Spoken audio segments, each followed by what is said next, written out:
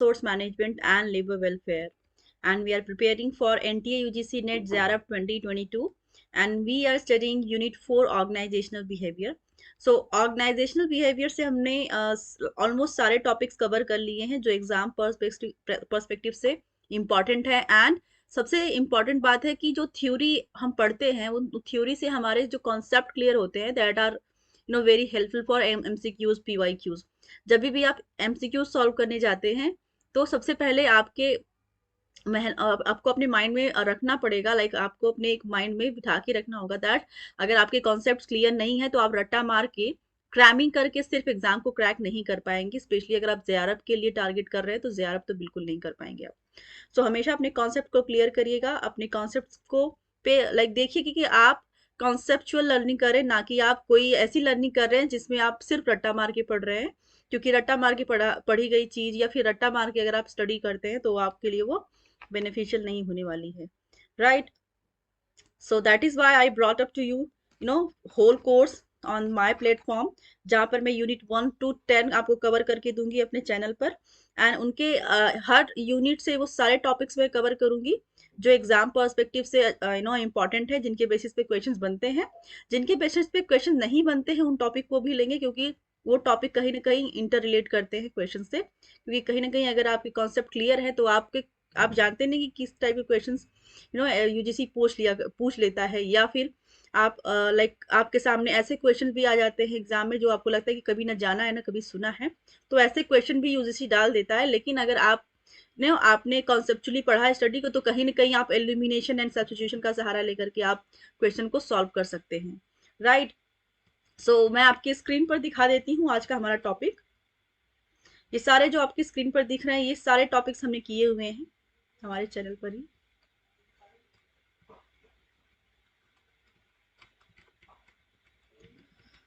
Right. सो आज का हमारा टॉपिक होगा Kotter's 8 step plan for implementing change, right. Last हमारा जो टॉपिक था, लास्ट सेशन का लास्ट टॉपिक था, हमारा टॉपिक था group resistance to change, right.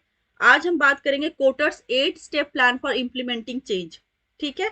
कोटर की 8 प्लान के बारे में बात करेंगे जो चेंज की बात करता है, जो चेंज की इम्प्लीमेंटेशन की बात करता है, राइट। सो पहला देखेंगे, Kotter's plan begin by listing common failures that managers make when trying to initiate change. His plan include the following. क्या क्या है वो देखेंगे। फर्स्ट देखेंगे A, option A, establish a sense of urgency by creating a compelling reason for why change is needed. सबसे पहले आप find out करेंगे दैट कि चेंज क्यों जरूरत है, चेंज की क्या रिक्वायरमेंट है, चेंज होना क्यों जरूरी है, क्या इसकी आवश्यकता है, क्या इसकी नीड है, राइट। तो सबसे पहले आप ये इंक्वायरी करेंगे, सबसे पहले ये जानने की कोशिश करेंगे, सबसे पहले आप ये स्टैब्लिश करने की कोशिश करेंगे कि चेंज क्यों होना है, क्यों होना चाहिए, right. And second, form a coalition with enough power to lead the change, ठीक है। तो आपको एक फॉर्म करना पड़ेगा, एक लाइक आपको एक कहते हैं ना कि कोई भी चीज करने से पहले आप उसको फॉर्म करिए, ठीक है, स्टैब्लिश करिए, फॉर्म करिए। जो कोलिजन है, like coalition with enough power to lead the change, ठीक है। सो आपके पास वो उस चीज को डील करने के लिए इनफ पावर होना चाहिए। आप you should be as much as efficient that if something is coming to you and that is going to harass you या फिर going to harm you, right. तो उसके लिए आप पहले से ही प्रिपेयर्ड रहेंगे, तभी आप उसका मुंह जो तोड़ जवाब दे पाएंगे या फिर आप उसको रेसिस्ट कर पाएंगे। सो आप तैयार करेंगे अपने आप को कि आपके सामने जो भी चैलेंजेस आने वाले हैं या फिर आएंगे उनसे फोर्सफुली, पावरफुली या फिर एफिशिएंटली कैसे आप डील करेंगे। So you will have to make sure that thing also. And see देखेंगे, create a new vision to direct the change and strategies for achieving the vision, right. So आप create करेंगे नए vision to direct the change and strategies for achieving the vision. So vision जो भी है, किसी भी organisation का जो विजन होता है, जो मिशन होता है, उस पर आप फोकस करिए। उसका विजन क्या है, चाहते क्या है आप, ठीक है। आप कहाँ पर, सपोज आप अगले 5 सालों में अपने ऑर्गेनाइजेशन पे को कहाँ पे देखना चाहते हैं, that should be very clear in your mind कि आप अपने ऑर्गेनाइजेशन को अगले 5 सालों में एज अ मैनेजर या फिर एज अ मैनेजमेंट अगर आप डील कर रहे हैं, आप लीड कर रहे हैं, किसी भी पावर को होल्ड कर रहे हैं, तो आप विजन अपना बनाएंगे और इस विजन में आप श्योर करेंगे, you will make sure that कि इस कंपनी में अगर हम हैं तो इस कंपनी को अगले 5 साल में कहाँ होना चाहिए, हमारी मेहनत से हम कहाँ पर इसको लेके जाएंगे. So vision should be clear, right. And communicate the vision throughout the organisation. So organisation के अंदर जो कम्युनिकेशन होता है वो होना चाहिए. That should be frequently, and you can say कि वो एक टाइम बेसिस पे, एक टाइम पीरियड में, और क्या कहते हैं कि डेली डे टू डे जो कम्युनिकेशन होता है उसमें कोई कॉन्फ्लिक्ट अराइज नहीं होता है. Communication is the best thing in the organisation. आप प्रोफेशनल वे में भी देख सकते हैं या फिर पर्सनल लेवल पे भी आपने एक्सपीरियंस किया होगा कि कम्युनिकेशन जहाँ पर नहीं होता वहाँ पे कॉन्फ्लिक्ट ज़्यादा होते हैं. तो जो भी आपका विजन है, जो चीज़ आप करना चाहते हैं, उसके लिए आप जो भी टारगेट्स है, जो आपका जो आप प्लान बना रहे हैं, उसके लिए आप कम्युनिकेट करते रहेंगे बीच बीच में, राइट. ताकि इस लाइक हमने कितना अचीव कर लिया, कितना रह गया है, कहाँ पर लैक कर रहे हैं, या फिर अगर अच्छा कर रहे हैं तो क्या उसके पीछे रीजंस हैं, क्या क्या फोर्सेज रहे हैं उस चेंजेस के उनको लेकर के. सो ये सारी चीजें आप कम्युनिकेट करते रहेंगे, राइट, ऑर्गेनाइजेशन के अंदर. ई देखेंगे, empower others to act on the vision by removing barriers to change and encouraging risk taking and creative problem solving.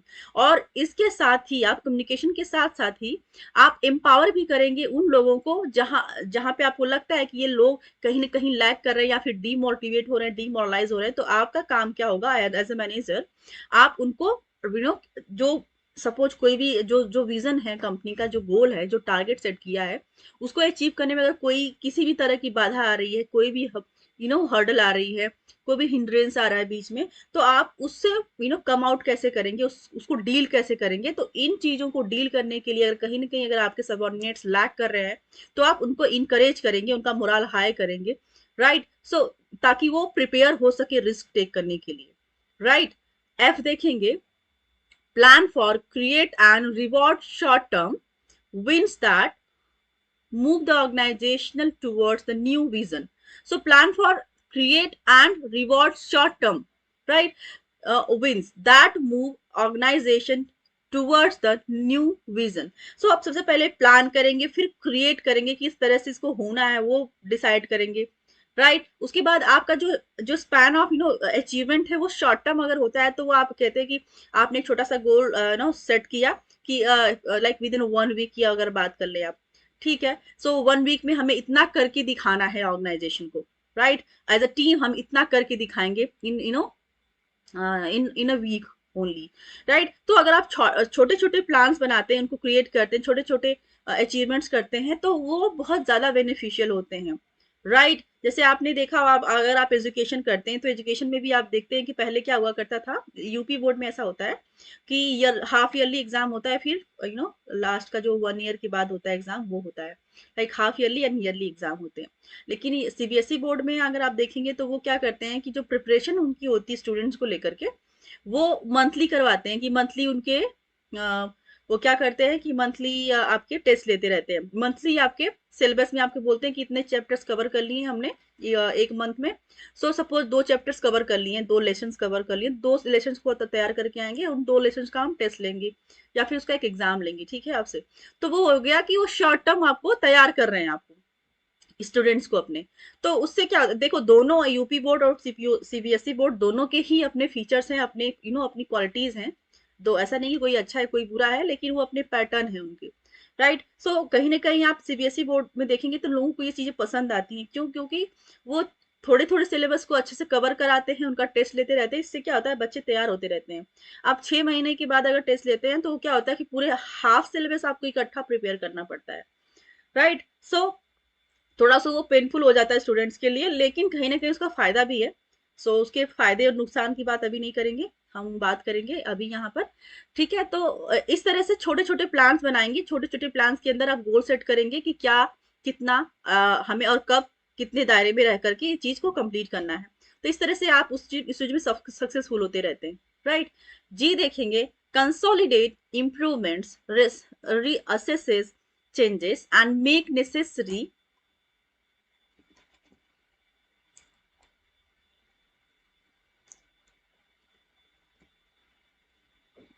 and make necessary adjustments in the new programs.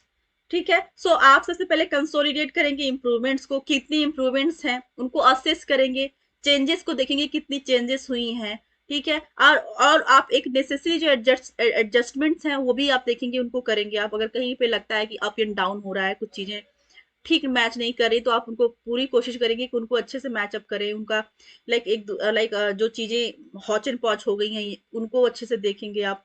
तो इस तरह से आप कहते हैं कि लाइक आप शॉर्ट टर्म का आपने प्लान बनाया, राइट। उसके बाद आपने उनको फिर एनालिसिस किया, उनका एनालिसिस करने के बाद आपने देखा क्या चेंजेस हैं और कहाँ पे चेंजेस की जरूरत अभी है।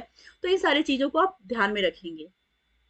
H देखेंगे, reinforce the changes by demonstrating the relationship between new behaviors and organizational success. So lastly, what you'll see here that reinforce the changes by demonstrating the relationship between new behaviors. So आप एक जो relationship है new behavior और organizational success का, उनको आप demonstrate करेंगे lastly, right. जो चेंजेस हुई हैं उनको आप एक नजर डालेंगे उनपे, और देखेंगे कि जो रिलेशनशिप है बिहेवियर एंड ऑर्गेनाइजेशनल सक्सेस का, उन दोनों के बीच में जो रिलेशन है उन पे आप फोकस करेंगे, उनका एनालिसिस करेंगे, उनको देखेंगे कि इतने सब सारे स्टेप्स लेने के बाद जो आपने वन बाय वन पहले स्टैब्लिश किया, फिर फॉर्म किया, फिर क्रिएट किया, न्यू विजन्स को किया, फिर आपने कम्युनिकेशन पे फोकस किया ऑर्गेनाइजेशन के अंदर, फिर आपने इम्पावर किया उन लोगों को इंकरेज किया जहाँ पे कहीं जो सबऑर्डिनेट्स हैं आपके रिस्क टेकिंग के लिए प्रिपेयर्ड नहीं थे या फिर लैक कर रहे थे, उनको आपने प्रिपेयर किया, फिर आपने प्लान किया, छोटे प्लान्स बनाए, उनको अचीव किया।